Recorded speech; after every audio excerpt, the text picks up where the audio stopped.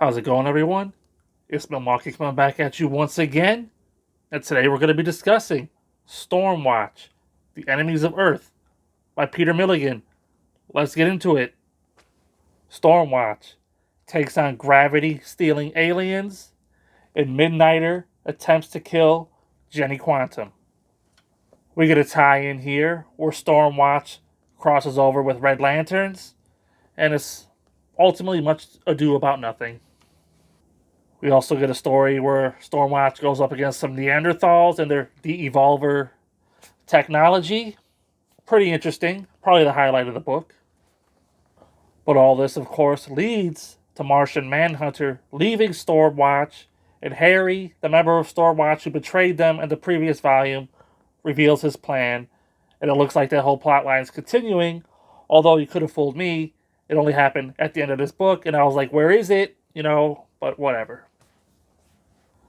I'm just going to say right off the bat, didn't really care for this volume. It's kind of a letdown after the first one. In the first volume, I was just giving them the team a chance. I never really read Stormwatch or the Authority or whatever you want to call these characters before.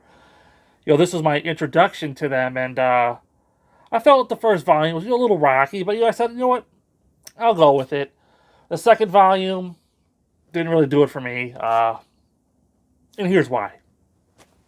I just feel like the enemies are too powerful to take seriously. Like the whole first story in this volume is Stormwatch going up against the gravity-stealing aliens, and apparently they beat before. Some version of Stormwatch, throughout time beat them before, and now they're back, and oh no.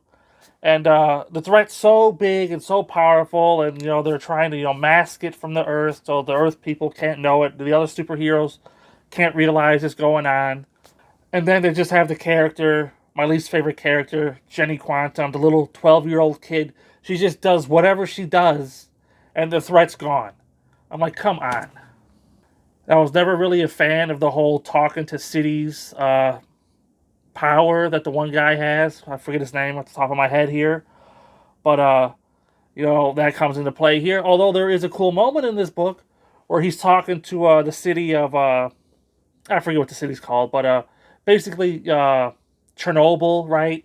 The whole nuclear reactor meltdown there. So the city of Chernobyl, or Pripyat, I think it was called, was all sick, and he was being tended to by the cities of Hiroshima and Nagasaki. You can see like they're depicted as like Japanese women, and they got like burned scars from like the nuclear blast.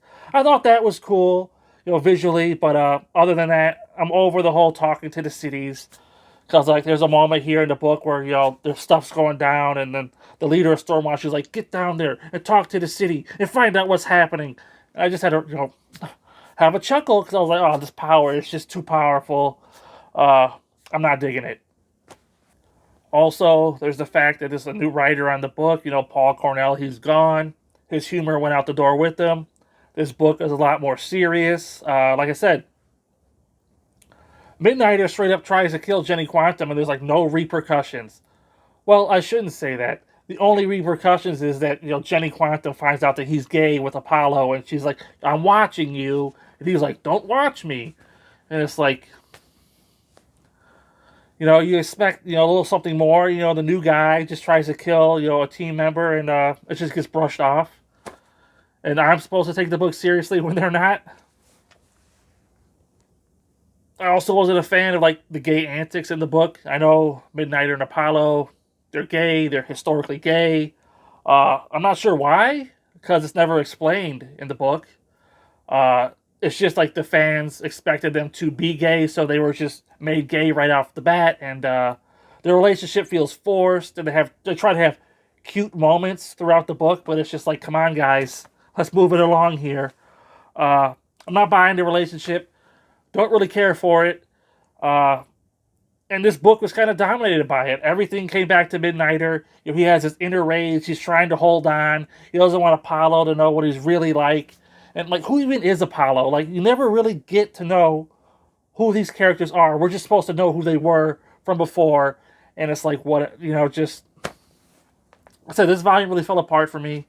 Wasn't digging it at all.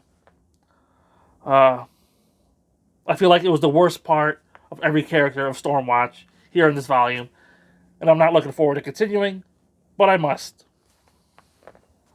Although there was one cool story where Midnighter explains why he has that chin spike, I thought it was just some gay BDSM in his costume, but it turns out it has a practical purpose, and that was a cool story. I'll leave that for you to find out on yourself, if you read the book. So with all that being said, I'm going to go ahead and give Stormwatch Volume 2, Enemies of Earth, a 2 out of 5. Didn't really enjoy it, but whatever. Until next time, I'll see you there.